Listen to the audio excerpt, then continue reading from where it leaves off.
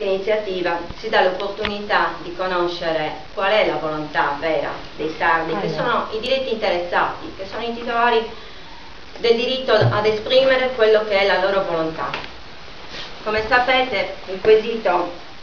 che il movimento di Malwentu Paris propone alla popolazione sarda, e che appunto per questo adesso sarà oggetto di raccolta delle firme per poter proporre il referendum, il quesito è proprio in questi termini, perché sei d'accordo in base al diritto internazionale delle Nazioni Unite al raggiungimento della libertà del popolo sardo con l'indipendenza? Quando mai, prima d'ora,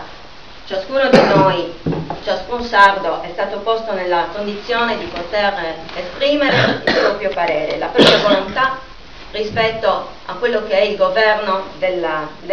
regione, della nazione che si accinge a diventare nazione sarda. Questa è la prima volta ed è per questo che io personalmente, ma credo anche ognuno di voi, sente in maniera particolare l'importanza di questo momento. Un momento che noi non ci stiamo prendendo in maniera arbitraria, ma che ci viene invece riconosciuto da un principio internazionale, appunto, da un principio giuridico che è quello di autodeterminazione dei popoli.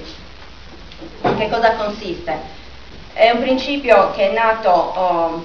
prima in termini politici, prima che venisse affermato giuridicamente, e che è quello appunto che riconosce il diritto di un popolo a decidere autonomamente, a scegliere autonomamente il proprio governo e il proprio regime politico, la forma politica del proprio regime. È una norma quindi che è stata comunque codificata a livello internazionale, in particolare dopo la seconda guerra mondiale, perché appunto all'esito di un conflitto così grave